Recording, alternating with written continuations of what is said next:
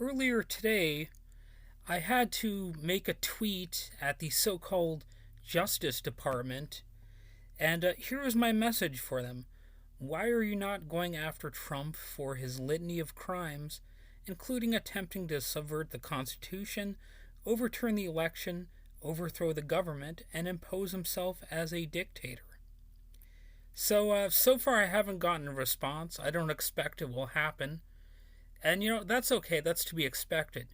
But I do want to elaborate on why I felt this tweet was important to make. Yes, I think Merrick Garland is a weak Attorney General. If he does not go after Donald Trump, he is essentially giving Trump or anyone else permission to directly attack democracy again in some of the most literal ways possible. In many ways, January 6th was just testing the waters. It will probably look like a stroll in the park compared to what these lunatics will try in the coming years. Basically, if they do succeed in overthrowing the electoral process and imposing a right-wing theocracy, complete with a dictatorial family ruling over us, Merrick Garland will either be equally to blame or perhaps even more at fault. Oh, and let's not leave Joe Biden out of this, who is weak in the debates and even weaker now when it comes to addressing these issues.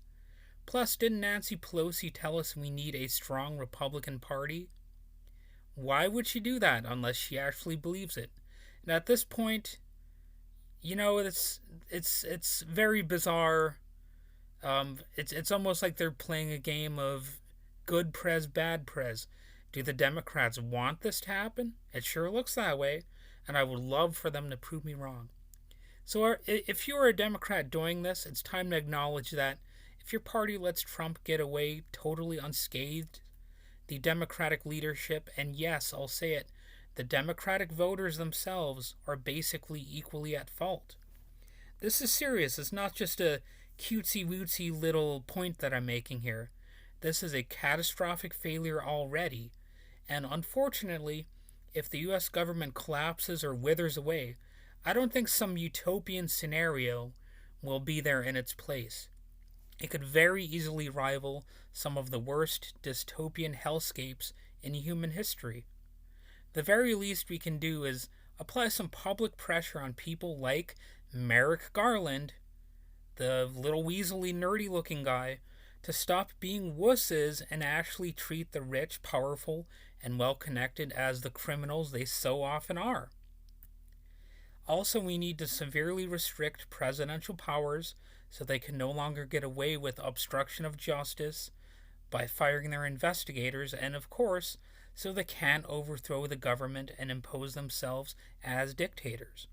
There is no true winning at this point. The best we can do is minimize the losses, and we do that by at least nudging these weak, weaselly dipshits in the right direction. On that note, even though I know he won't read this, let me humor myself by pretending to address Merrick Garland himself. Merrick, dude, in the face of a bully like Trump, do you really think it's wise to come across as the wuss who can easily have his lunch money stolen? That is very much what you look like right now. Toughen up, go after Trump, make him actually fear that he's being witch hunted, because he'll always publicly claim that anyway due to his pathetic persecution complex, and make him afraid to keep spreading the big lie. Currently, Merrick, you are going in the opposite direction, emboldening him and his cronies and his cult of followers, and these psychopaths and sociopaths are not going to suffer the same pangs of conscience and remorse that people with ethics and standards might more readily feel. This is threatening to become a whole new ballgame. These people will tear the Constitution to shreds if they feel they can get away with it, if it gets in their way, and people like yourself are one of the few hypothetical barriers possibly preventing them from doing it. Plus, if you were to actually go after these people, you would not just be a footnote to a footnote's footnote. You would become one of history's greatest heroes, at least for people who are not anti-democracy nutbags and dirtbags.